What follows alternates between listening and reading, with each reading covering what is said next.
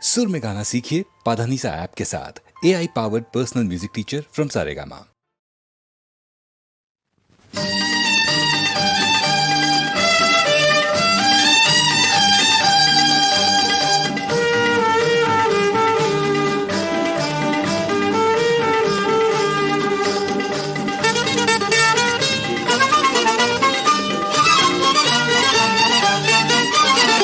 அழகு எண்ணி அரும்பும் விழியில் ஆடிவா முருகா, உன் அன்பின் உணர்வில் வாழும் மனதை ஆளவா முருகா, துணை வேறு யார் முருகா, உன் அழகு எண்ணி அரும்பும் விழியில் ஆடிவா முருகா, உன் அன்பின் உணர்வில் வாழும் மனதை ஆளவா முருகா.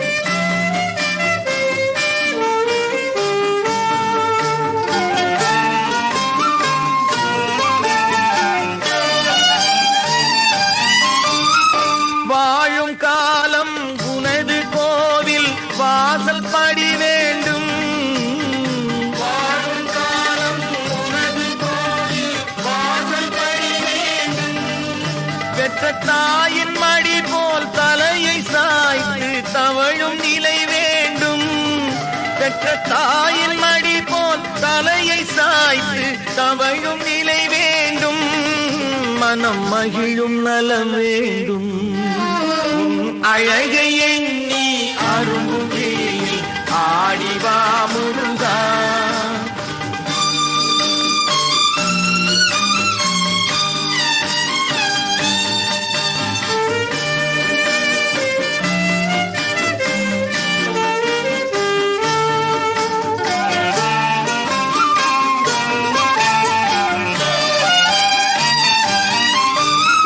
கோடை வரினும் மேனி முழுதும் குளிரும் திருநீரு,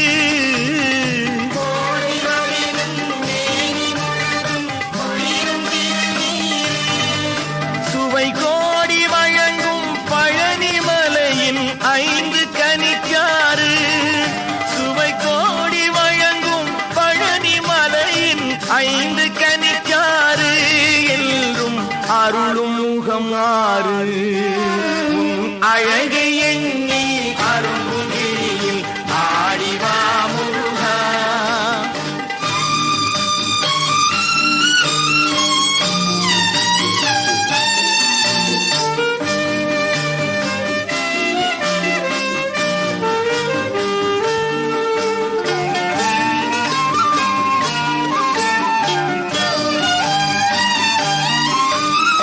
சின்ன உள்ளம் சிறிய வாழ்வு எண்ணம் கடல் போலே,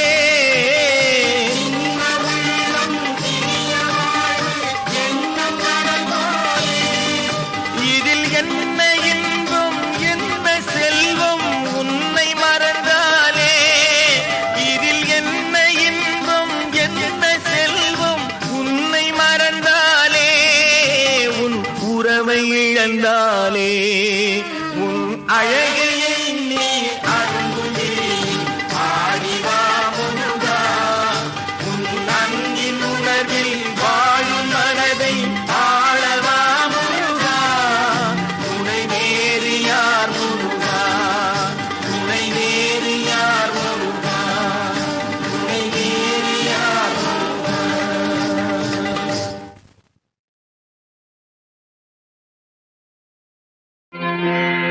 வாசுவன் மருகா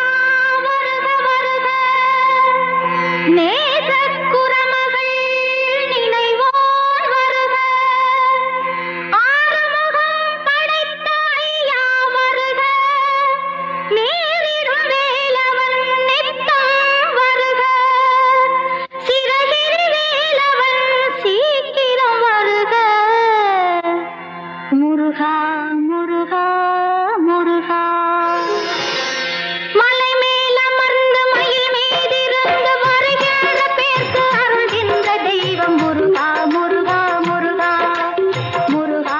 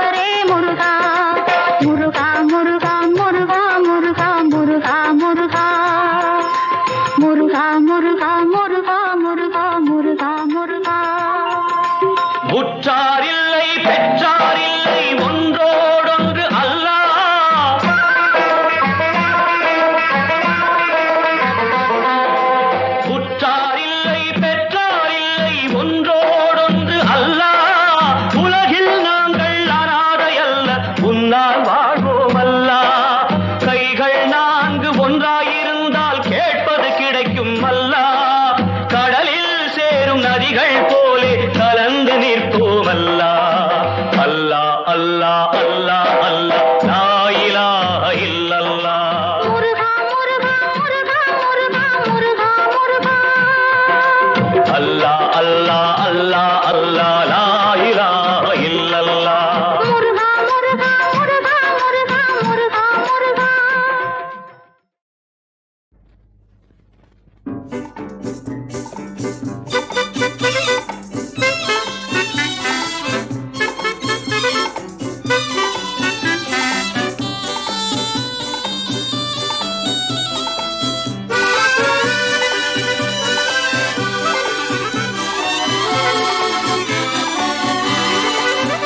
கைகளால் பெயர்க்கப்படாத பெரும் கல் ஒன்று உருண்டோடுதே.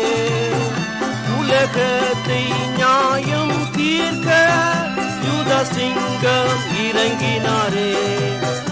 ஆனந்தம் நான் பாடிடுவேனே, உள்ளம் பொங்குதே பூரிப்பாலே.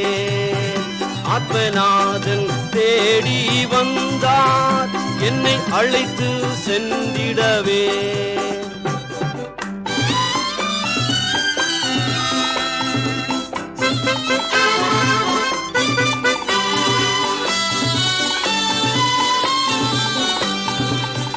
பக்த நோவாவின் நாட்களிலே தேவன் மனு உரு எடுத்தாரே. இழையின் கதவை அடைத்து அவபக்தரை அழித்தாரே. ஆனந்தம் நான் பாடிடுவேனே, உள்ளம் பொங்குதே பூரிப்பாலே. ஆத்மநாதன் தேடி வந்தான், என்னை அழைத்து சென்றிடவே.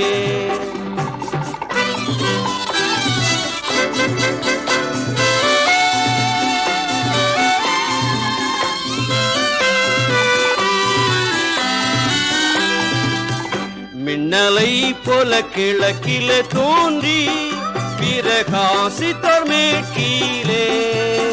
மேகம் சூழ அக்கினி கண்கள் இடி முழக்கத்துடன் வந்தார். ஆனந்தம் நான் பாடிடுவேனே, உள்ளம் பொங்குதே பூரிப்பாலே.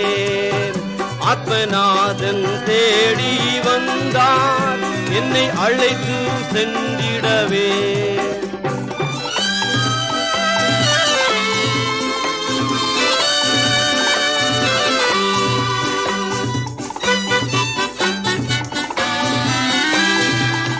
சந்திரனை மனிதன் அடைந்தான், மண்ணையாட்டி தேவன் சேர்த்தார். இக்கட்டை நாம் தப்பிடுவோமே, சகமையனதுரிமை. ஆனந்தம் நான் பாடிடுவேனே, உள்ளம் பொங்குதே பூரிப்பாலே.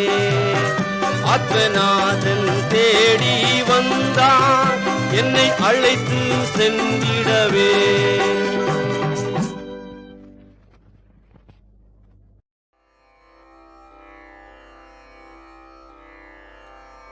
கைகேசி தன்னுடைய அணிகலங்களை எல்லாம் துறந்தாள். பெண் நலத்தையும் மறந்தாள். இளகிய உள்ளத்தை இரும்பாக மாற்றிக்கொண்டாள். சக்கரவர்த்தி மகனுடைய மகுடாபிஷேக விழாவை கைகேசிக்கு அறிவிக்கலாம் என்று வந்தார். மனைவியின் அலங்கோலத்தை கண்டு நடுங்கினார். பெண்மணி, உனக்கு என்ன சோகம்? ஏன் வருந்துகின்றாய்? உன்னை யாராவது நிந்தித்தார்களா? உன்னை இகழ்ந்தவர் இருந்தால் அவர்கள் 14 உலகத்தில் இருந்தாலும் அவர்கள் மணிமுடியை கொய்வேன். உனக்கு என்ன சோகம் என்று கேட்டார். அவள் எழுந்து கரங்களை ஏந்தி, பெருமானே, அன்று சம்பராசூர யுத்தத்திலே எனக்கு 2 வரங்கள் தருவதாக சொன்னீரே, அந்த வரங்களை இப்பொழுது தர வேண்டும் என்றாள். மன்னர் பெருமான் சிரித்தார்.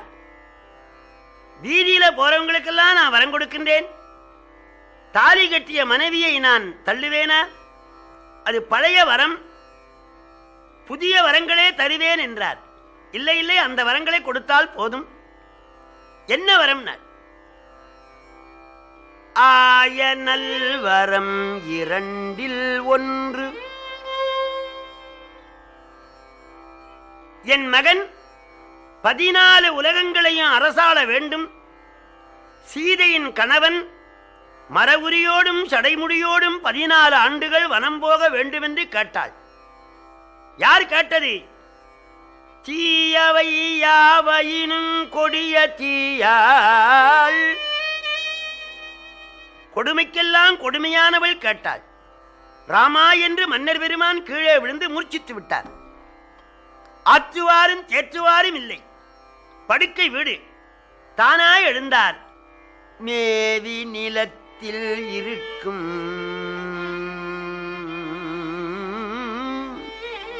நிற்கும் வீழும் ஓவியம் ஒப்ப உயிர்ப்பு அடங்கி ஓயும் பாவியை பற்றி எத்த எண்ணும் ஆவி பதைக்க அலக்கண் எய்துகின்றான். பெண்மணி, கௌசலை ராமனை பெற்றால் வளர்த்தது நீதானே. ராமன் சீதை திருமணம் முடிந்தவுடனே முதலாக உன் காலிலே விழுந்தானே. வளர்த்த மகனை வனவாசத்துக்கு அனுப்பலாமா? நான் போகின்ற காட்டுக்கு என் மகன் போவதா? யார் உன் மனத்தை கரைத்தார்கள்? கரைத்தால் கல்லின் கரையுமே என்று வேண்டினார். அவள் இரும்பு உள்ளத்தோடு, நீங்கள் அரிச்சந்திரனுடைய பேரன், சொன்ன சொல்லை தவறக்கூடாது, அரசாங்கத்திலே சொன்ன வார்த்தையை மாற்றக்கூடாது, பெருமானே ராமன் கானகம் போக வேண்டும் என்று பிடிவாதம் செய்தாள். அவள் கால் மேல் விழுந்து, மன்னர் பெருமான், பெண்மணி, அப்படியே நான் வரங்கொடுத்தாலும் ராமனை பார்க்க பரதன் நல்லவன், அண்ணாயிருக்க தம்பி ஆளக்கூடாது என்று சொல்லுவான். ஆகவே பரதன் அரசு புரிய மாட்டான் என்றார். அந்த கவலை உனக்கு வேண்டாம், வரங்கொடுத்து போம்னாள். அப்படியானா ஒன்று செய், பரதன் நாடு ஆளட்டும், ராமன் அயோத்தியிலே இருந்தா உனக்கு என்ன தீங்கு செய்வான்? சரையு நதி கரை ஓரத்திலே ஒரு ஆசிரமத்திலே இருக்கட்டும் என்று வேண்டினார். அவள் பிடிவாதமாக வரம் கொடுக்கவில்லையானால் உயிரை விடுவேன் என்றாள். மன்னன் வரத்தை தந்து ராம ராம ராம ராம ராம ராம ராம் என்று மூர்ச்சித்து விட்டார். அங்கே அயோத்தியிலே எங்க பார்த்தாலும் பஜனைகள், அலங்காரங்கள், ஆடி பாடுகிறார்கள்.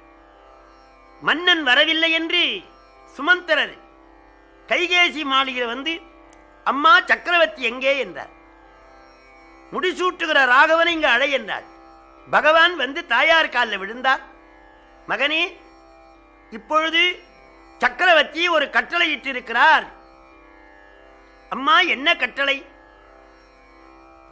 ஆழி சூழ் உலகமெல்லாம் பரதனியாள நீ போய் தாழிரும் சடைகள் தாங்கி தாங்கரும் தவம் மேற்கொண்டு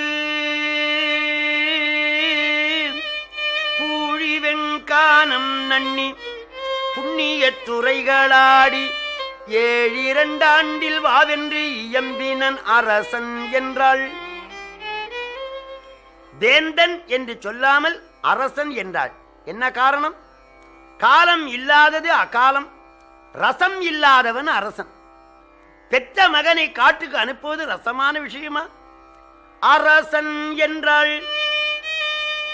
அப்பான்னு சொல்லலே, அப்பா என்ற மகன் கொஞ்சுவான்.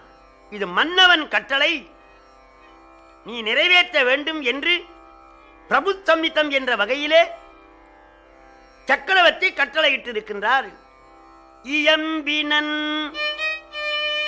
இனிமையாக சொன்னால் மொழிந்தான், விளக்கமாக சொன்னால் விளம்பினான், வகைப்படுத்தி சொன்னால் கூறினான், மேளம் போல ஓங்கி சொன்னால் இயம்பினான். இயம்னா மேளம். இயம்பினன் அரசன் என்றாள். என்ன சொன்னார்? ஆழி சூழ் உலகமெல்லாம் பரதனே பரதனே என்று ஏன் சொன்னார்? ஏகாரம் பிரிநிலை. பரதன் ஆளேன்னு சொன்னார். பரதன் ஆளற்று நான் துணை செயலாளராக இருப்பேன் என்று ஒட்டுவார். ஆகவே பரதனே ஆளே. உலகம் என்று சொல்லாமல் கடல் சூழ்ந்த உலகம் என்றார். என்ன காரணம்? உலகம் என்று சொன்னால் உலகத்தை தம்பி ஆளட்டும், கடற்கரை ஓரமா நான் இருக்கிறேன் என்று சொல்லுவார் என்று ஆழி சூழ் உலகமெல்லாம் பரதனியாள. இன்னொரு பொருள், நிலத்தை பார்க்க நீர் 3 மடங்கு அதிகம், கடல் சூழ்ந்த உலகம் ஒரு காலம் அழியும், அழிகின்ற உலகம் உனக்கு வேண்டாம், அழியாத முத்தி உலகத்துக்கு பாடுபடு என்ற அர்த்தத்தை வைத்து ஆழி சூழ் உலகமெல்லாம் பரதனியாள. நீ போய் தாழிரும் சடைகள் தாங்கி. மணிமுடியை கண்டு உலகமெல்லாம் வணங்க வேண்டிய அவசியமில்லை. சடைமுடியை கண்டு உலகமெல்லாம் தாழ்ந்து வணங்கும். ஆகவே தாழிரும் சடைகள் தாங்கி தாங்கரும் தவ நேர்கொண்டு பூழிவெண்கானம் நன்னி புண்ணிய துறைகளாடி 7 ஆண்டில் 14 என்றால் நீளமாகும் என்று அப்படி மடித்து 7 ஆண்டில் வா என்று இயம்பினன். கிராமங்களில் கிழவிகள் சொல்லுவார்கள், என் மகள் போன புதன்கிழமை ஸ்நானம் செய்தால் மருமகள் தீவளிக்கு ஸ்நானம் பண்றாள் என்று வேகமாக சொல்லுவார்கள். அதுபோல 14 ஆண்டு என்றால் நீண்டு விடும் என்று 7 ஆண்டில் வா என்று இயம்பினன் அரசன் என்றாள். இதை கேட்ட பகவான் என்னவா மகிழ்ச்சி அடைந்தார். இப்பொழுது எம்மனோரால் இயம்புதற்கு எளிதோ, யாரும் செப்பாருங்குணத்தீராமன் திருமுகச் செவ்வி நோக்கில் ஒப்பது முன்பு பின்பு அவ்வாசகம் உணர கேட்ட அப்பொழுது அலர்ந்த செந்தாமரையினை வென்றது அம்மா. ஏன்? பதவி வில்லங்கத்தை தரவல்லது.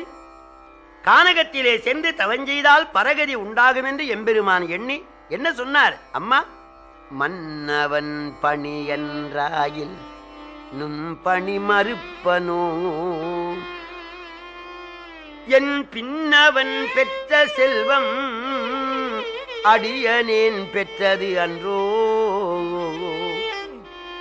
தந்தை காட்டிலும் தாய் சிறந்தவள். தாய் காட்டினால்தான் தந்தை தெரியும்.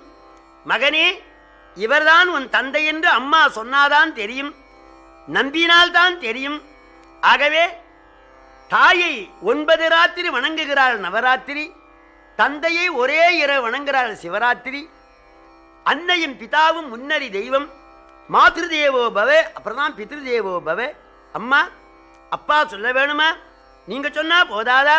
மன்னவன் பணி அன்றாகில் பணி மறுப்பனோ. தாங்கள் சொன்னா நான் மறுப்பேனா? ராஜ்யம் யாருக்கு? என் பின்னவன் பெற்ற செல்வம் அடியனேன் பெற்றது அன்றோ. தம்பி வரதன் பெற்ற செல்வம் என்னுடைய செல்வம் அல்லவா என்பது ஒரு பொருள். தகுந்தவர்கள் வீட்டிலே இன்னும் ஒரு வட்டமாக பித்தளையினால் எழுதியிருப்பார்கள், அவுட்டுன்னு போடுவார்கள். 2 பொருள் வருகிற மாதிரி கம்பர் சொன்னார். மன்னவன் பணி அன்றாகில் நும்பணி மறுப்பனோ. அப்பா சொல்ல வேண்டுமா? நீங்க சொன்னா போதாதா என்பது ஒரு பொருள். மற்றொன்று, 60,000 ஆண்டு தவஞ்செய்து என்னை வண்ணம் வண்ணமாக வளர்த்த தந்தை காடுபோடு சொல்லுவாரா? மரவுரி உடுத்து கல்லின் மேல படுத்து காய்கனி உண்டு மழை நாள் பனி நாள் காற்று நாள் என்று பாராவண்ணம் சடைமுடியோடு காடுபோ என்று அப்பா சொல்லுவாரா? மன்னவன் பணி அன்று ஆகில் நும்பணி மறுப்பனோ. மற்றொன்று, என்னை காட்டிலும் பரதன் 1000 மடங்கு உயர்ந்தவன். நான் கல்லின் மேல் படுக்க அவன் பஞ்சு மெத்தையில படுப்பானா? நான் மரவுரி உடுக்க அவன் பட்டு உடுப்பானா? அண்ணனைப் போலே நானும் வனம் வருவேன் என்று என் தம்பியின் காடு வருவான், மரவுரி உடுப்பான். நீ வாங்கிய வரத்தாலே, நீ செய்த தந்திரத்தாலே என் பின்னவன் பெற்ற செல்வம் என்ன பெற்றான்? அடியேன் பெற்றது. இப்ப நான் எது பெற்றேனோ அதுதான் பரதன் பெற்றான். நீ என்னை கெடுக்கவில்லை, பரதனை கெடுத்து விட்டாய். போய் வருகிறேன் என்று பகவான் புறப்பட்டார். கௌசலையினிடத்திலே சென்று வணங்கி தகவலை சொன்னாள். அவள் மிகுந்த வேதனை அடைந்தாள். ஓ என்று கதறி அழுதாள். அந்த அழுகுரலை கேட்டு அயோத்தி மாநகரம் கவலை கடலிலே அழுந்தியது. அங்கே இளைய பெருமாள் வந்தார். அவர் ஆதிசேஷ அவதாரம். நானே லட்சுமணன் ஆனால் கொடுக்கின்றேன் ராமனுக்கு மகுட்டம். பேர் என்னோடு எதிர்கட்டும் குதிக்கட்டும் சித்திர கணையால் வென்று அத்தனை பேரையும் கொன்று நானே லட்சுமணன் ஆனால் கொடுக்கின்றேன் ராமனுக்கு மகுட்டம். அரசியலாயுது சிங்க குருளைக்கு இடும் தீஞ்சுவை ஊனை நாயின் வெங்கட்கடும் குட்டியை ஊட்ட விரும்பினாலும் கங்கைக்கு இறைவன் கடகக்கை புடைத்து நக்கான். கரங்களோடு கரங்களை தட்டி சிங்கம் இருக்கின்ற சிம்மாசனத்திலே நாய்க்குட்டி இருப்பதாம். குருடன் ராஜ விழி விழிக்கிற போல் பட்டம் கொள்ளும வரதற்கு முடிசூட தரணியில் சக்கரையும் மாவும் சரியா எண்ணும் தசரதனும் கிடந்து மனம் பாட திரவி முன் பனி போல் என்னோடு எரித்த மன்னர் எவரும் பயந்து விருதுகள் போட அரசிட்ட சாமிக்கு தவசிட்ட நீலி மகன் ஆட்டுக்குட்டி போலோட கட்டு கைகையின் தள்ளாட நானே லட்சுமணன் ஆனால் கொடுக்கின்றேன் ராமனுக்கு மகுட்டம். அந்த வில்லோசை அயோத்தி மாநகரத்தை நடுங்க வைத்தது. ராஜ தர்பார்ல நடக்கு. அங்க பகவான் ஓடி வந்தார். தம்பி, இத்தனை கோபமும் நல்லாய் வந்தது ஏதடா தம்பி இது சொல்லாய்.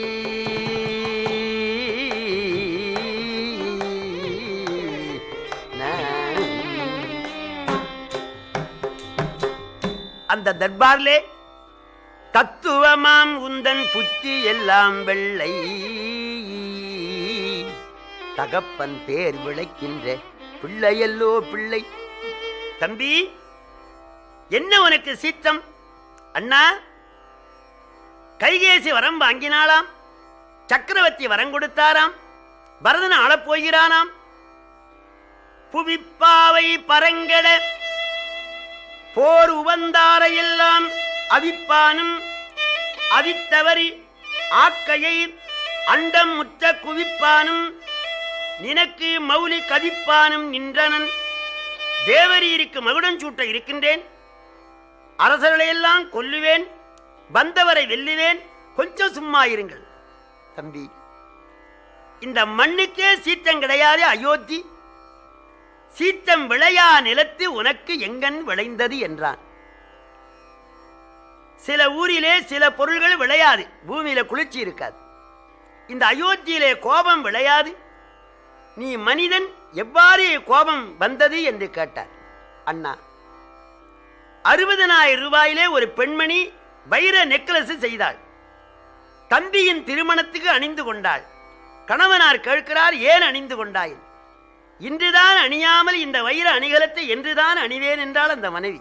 அதுபோலே தேவரீர் மகுடாபிஷேக விழாவுக்கு தடை வந்த பொழுது கோபமாயிருக்கிற பூணாரத்தை நான் பூணாமல் என்றுதான் பூண்பேன். விண்ணும் மண்ணும் தங்களுக்கு சொந்தம். அந்த கிழவன் இளைய தாரத்தின் முகத்தினாலே இளையாளுக்கு வரம் கொடுத்தான். அது வரமா? என் கழுத்தை அறுக்கின்ற அறம். கொஞ்ச நேரம் இருங்கள் என்றார்.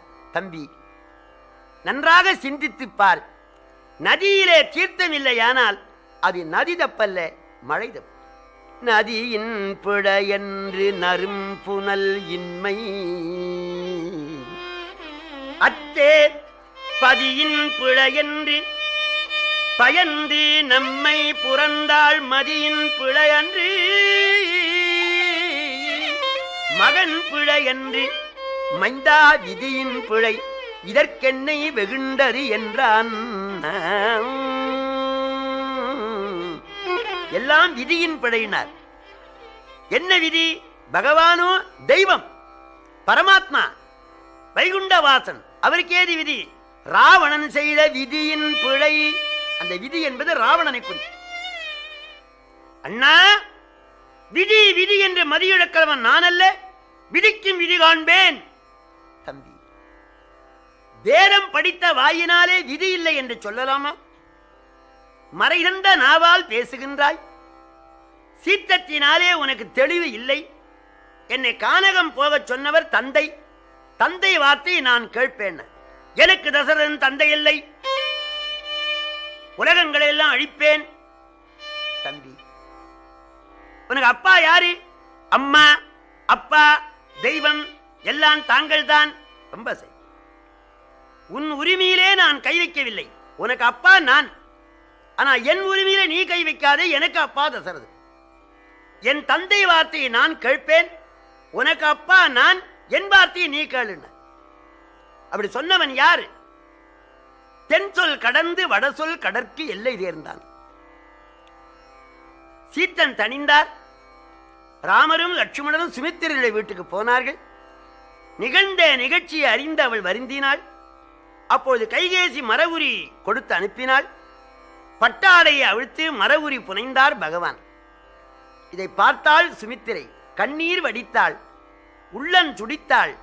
மரவுரி கொண்டு வந்து இளையவன் கையில கொடுத்து, இந்த மரவுரி அந்த வனத்தில் கொண்டு ஏவுடன் இதன் வார்த்தை லட்சுமணா லட்சுமணா லட்சுமணா அந்த வார்த்தையே மந்திரமாய் அண்ணன் அடி பூஜை செய்யடா லட்சுமணா.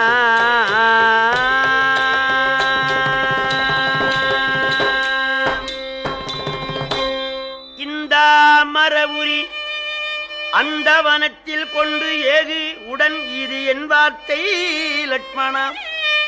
மகனே, தந்தை சொல்லை நிறைவேற்ற ராமன் கானகம் போகின்றான். தாய் சொல்லை நிறைவேற்ற நீ அவன் உடன் செல்லு. ராமன் எந்த வார்த்தையை சொல்வானோ அதுதான் உனக்கு மந்திரம். அந்த வார்த்தையே மந்திரமாய் அண்ணன் அடி பூஜை செய்யடா லட்சுமணா. இப்பவும் தம்பிகள் அண்ணனுக்கு பூஜை செய்கிறார்கள். அடி பூஜை அங்க செய்வது அடி பூஜை, திருவடி பூஜை. மகனே, பாத பூஜை செய்வதற்காக மட்டும் நீ கானகம் போவது சிறப்பன்று. வெம்பிய காட்டினில் அரக்கர் வந்தால் அண்ணன் முன்னே போய் நில்லடா லட்சுமணா. தம்பி உடையவன் படைக்கஞ்சான் என்னும் சொல் சாதித்து கொள்ளடா லட்சுமணா. மனைவி உடையான் விருந்து கஞ்சான். வாகனம் உடையான் வழிக்கு அஞ்சான். கல்வி உடையான் பேச்சுக்கு அஞ்சான். ஆடை உடையான் அவைக்கு அஞ்சான். தம்பி உடையவன் படைக்கு அஞ்சான். அது மட்டுமே.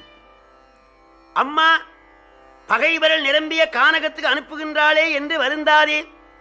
மலை மேல் இருப்பவரை பன்றி பாய்வதுண்டோ. மயங்காதே தியங்காதே லட்சுமணா. அலையாடி புரண்டாலும் அண்ணன் இருக்க உன்னை ஆறால் என் செய்யலாம் லட்சுமணா. இன்று தொடங்கி உனக்கு தாய் சீதை, உனக்கு தந்தை ராமன். ராமன் எந்த கானகத்தில் இருப்பானோ அது அயோத்தி. தாயே சீதையாம் தகப்பனே ராமன் இந்த தலமே வனமடா லட்சுமணா. ஆயாசம் பாராதே எள்ளென்னும் எண்ணெயாக செய்து வாடா லட்சுமணா.